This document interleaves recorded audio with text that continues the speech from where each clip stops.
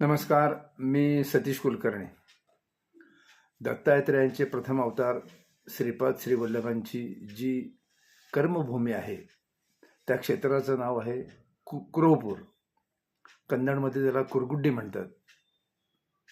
या ठिकाणी भाविकांना जायची इच्छा होती. अनेक जण जाऊन आले, अनेक जण जातील.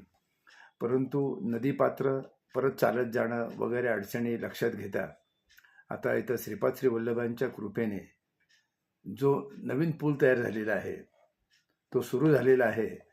परंतु काही पूर्णपणे होण्यासाठी काही अजून थोडा वेळ लागेल. मी स्वतः जाऊन आलो, पण नवीन गाडीवाले गेले तर थोडं वळणं आहेत. दुसरं की शेतातला रस्ता असल्यामुळं थोडी फसगत देखील होते.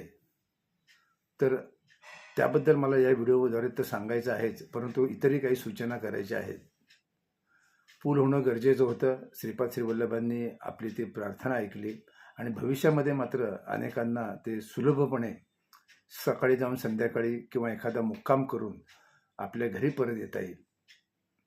तर रायचूर स्टेशनला जे भाविक उतरतील त्यांच्यासाठी हा व्हिडिओ अतिशय महत्त्वाचा आहे. रायचूरला उतरल्यानंतर तुम्हाला मी जो एक रवी भांडारे नावाचे माझे मित्र आहेत त्यांच्याकडे गाड्याही आहेत. ते चांगली व्यवस्था पण करतात. त्यांच्याशी अगोदर जर संपर्क साधला तर ते आपल्याला रेल्वे स्टेशनला नेण्यास येतील. पुढं त्यांचं मार्गदर्शन आपल्याला मिळेल. तर त्यांचा नंबर भाविकांना हवा होता. तो नंबर लिहून घ्या. 990 239 6910.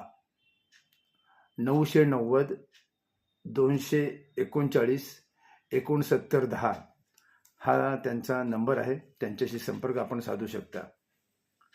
जेव्हा आपण रायचूरला उतरतो त्यानंतर आपल्याला 10 किलोमीटरवर चंद्रबांधा नावाचं गाव लागतं. त्या गावाच्या पुढे गेल्यानंतर अप्पलदिड्डी नावाचं गाव लागतं. ते साधारण 5-6 किलोमीटरवर आहे. आणि अप्पलदिड्डीच्या पुढे गेल्यानंतर कुरोपूर साधारण फक्त 7 ते 8 किलोमीटर आहे. त्या नवीन पुलामार्गे आपल्याला मंदिरापर्यंत गाडीने जाता येतं. तिथं राहायची व्यवस्था आहे, पण सकाळची थोडी गैरसोय आहे. त्याबद्दल आणखी एक मी परत व्हिडिओ करणार आहे, कुठं तुम्हाला राहता येईल, कुठं थांबता येईल. पण आता हा अगोदर मी व्हिडिओ पूर्ण करतो की मी पहिला व्हिडिओ टाकल्यानंतर अनेक भाविकांना त्याचा आनंद झाला. त्याचा काही जर म्हटले तिथे आता अशांतता होईल, अमुक होईल, तमुक होईल, गर्दी वाढेल. शेवटी या कलियुगाचे तारक, कलियुगाची जबाबदारी ज्या श्रीपाद श्री वल्लभांवर आहे. त्यांच्या इच्छेनुसार हे सगळं चालतं. त्यांच्या इच्छेशिवाय तिथं कोणाला जाता येत नाही. आणि त्यांचीच इच्छा असेल या कलियुगातील जे मानव आहेत, जे त्यांच्या सेवेला लागलेले आहेत, त्यांना मोक्ष मिळावा, त्यांना मोहातून बाजूला करावं, त्यांना तिथं आल्यानंतर आशीर्वाद मिळावे, हे सगळं अघटित घडणार आहे आणि घडत आहे.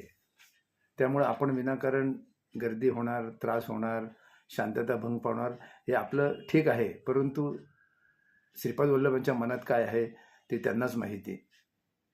तिथं गेल्यानंतर खरंच राहायचं असेल तर थोड्या सोयी गैरसोयी होतील. पण आता महत्त्वाची जी गैरसोय आपल्याला होत होती की पाण्यातून जायचं, मगरीची भीती, त्यानंतर तिथल्या नावाड्यांचा त्रास, त्याच्यानंतर थोडं चालत जावं लागायचं, विचारावं लागायचं, आडोसा नव्हता. पण या सगळ्या गोष्टी श्रीपाद श्री वल्लभांच्या आशीर्वादाने आता जवळजवळ संपलेल्या आहेत. त्या पुलावरून जर आपण खाजगी वाहनाने जाणार असाल, म्हणजे जर खाजगी वाहनं करून जर लोक गेली तर त्याचा रस्ता वेगळा आहे. त्याचीसुद्धा मी अजून माहिती घेतोय. परंतु माझ्या ऐकण्यात असं आलेलं आहे की सोलापूर, अक्कलकोट, गाणगापूर, जेवर्गी, वाडी, त्यानंतर यादगीर, आणि यादगीरच्या पुढे गेल्यानंतर कृष्णा सर्कल आहे. या रस्त्याने मी गेलेलो नाही, परंतु मला 1-2 ड्रायव्हरने सांगितलं कृष्णा सर्कल आल्यानंतर तिथं शक्तिनगर हा भाग विचारायचा. शक्तिनगर, आणि शक्तिनगरकडं निघाल्यानंतर तिथं सुरत चेन्नई हा महामार्ग आहे 6 पदरी.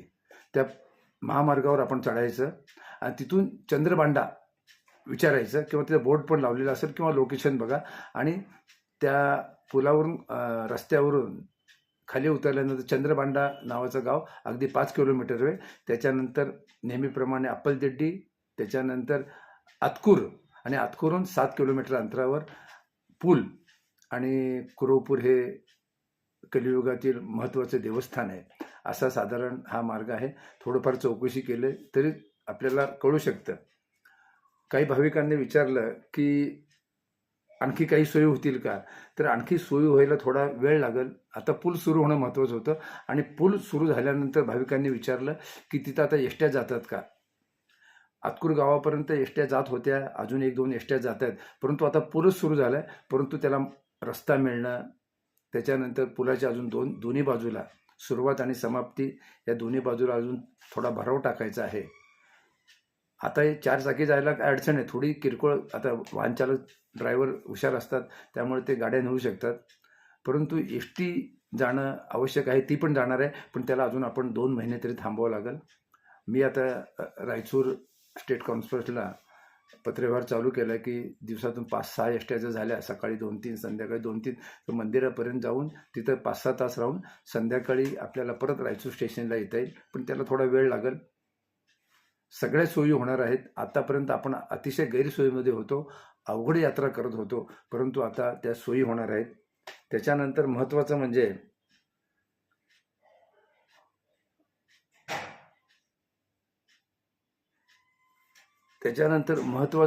म्हणजे की आपण तिथं गेल्यानंतर ते स्थान पवित्र असल्यामुळं तिथं जास्तीत जास्त शांतता आणि नामस्मरण करा, कारण वारंवार जाणं होणार नाही. हा व्हिडिओ संपल्यानंतर तिथं आता गर्दी कशी होऊ लागली आहे, काही काही दुकानं झाली आहेत, याचं मी चित्रीकरण केलेलं आहे. माझं सांगून झाल्यानंतर तो व्हिडिओसुद्धा पहा, म्हणजे तुमच्या लक्षात येईल की जे पूर्वी जाऊन आलेत 2, 5, 10, 15 माणसं असायची, आता हजारो माणसं तिथं येतात, म्हणजे भक्तजण येतात. काही हौशी येतात, काही नवशी येतात, पण आपण त्याच्याकडे दुर्लक्ष करून तिथं जो वटवृक्ष आहे 700 वर्षापूर्वीचा, तिथं आपण नामस्मरण करू शकतो किंवा आणखी लांब अंतरावर जाऊन नामस्मरण करू शकतो. मंदिरात थोडी गर्दी झालेली आहे, पण मंदिराच्या दुसऱ्या बाजूला एक मोठा हॉल आहे, तिथं तुम्ही नामस्मरण करू शकता.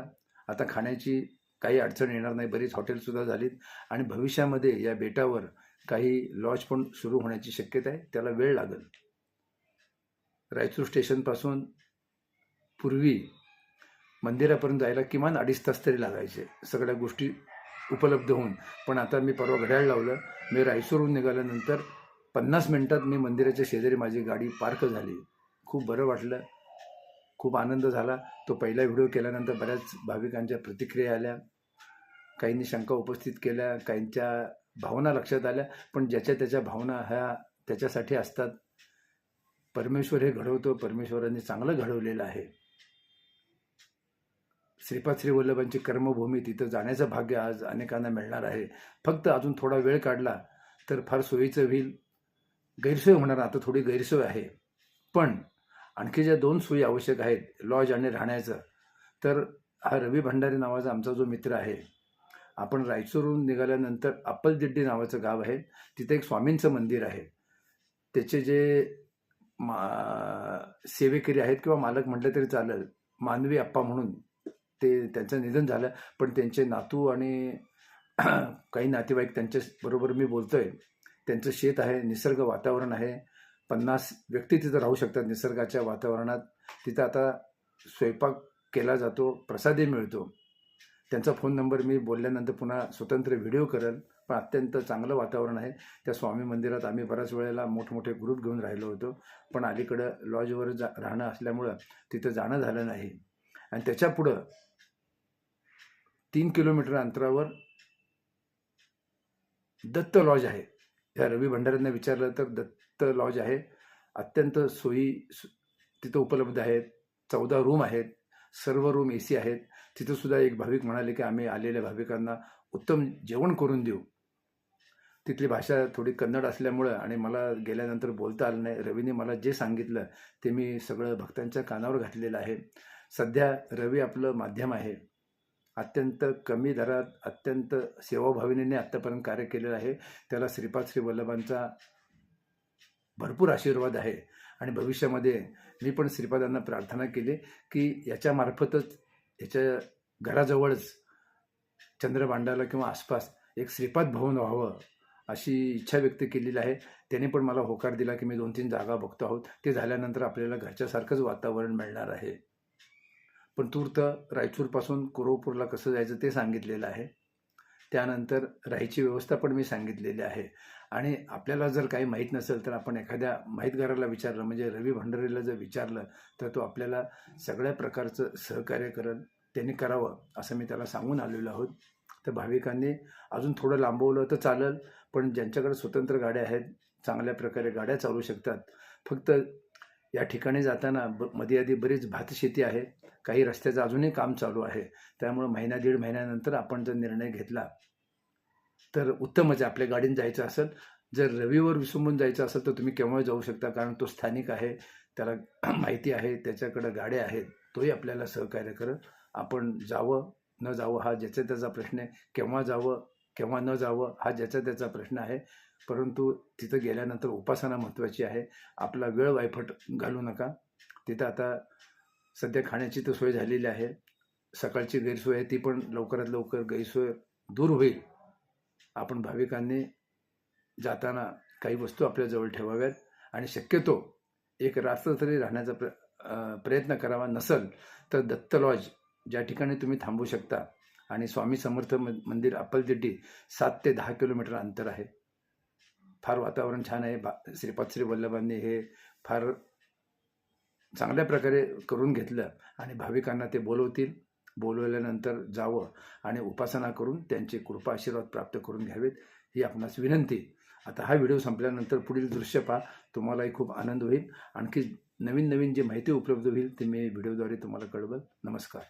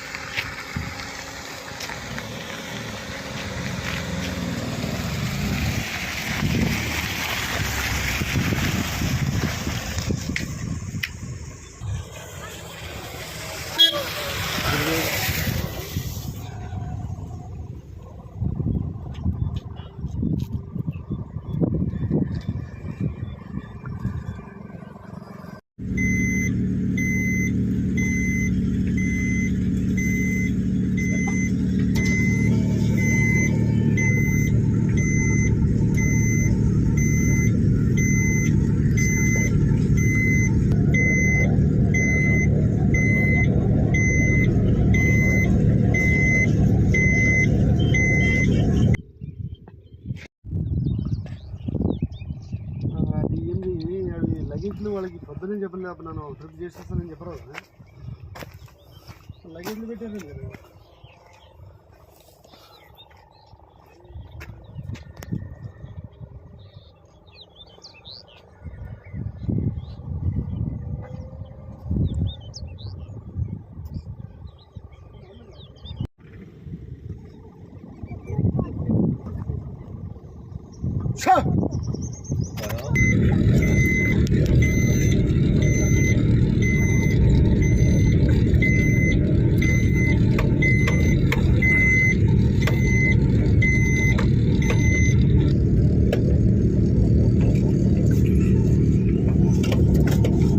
कहाँ के सर? अच्छा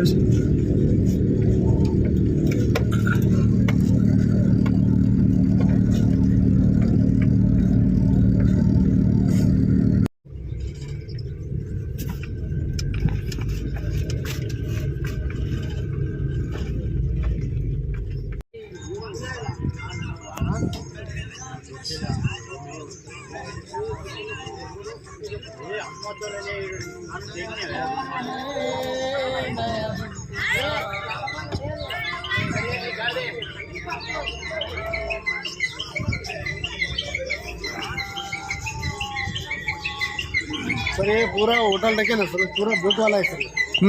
ए समझो ठीक है सर, पूरा बोट वाला।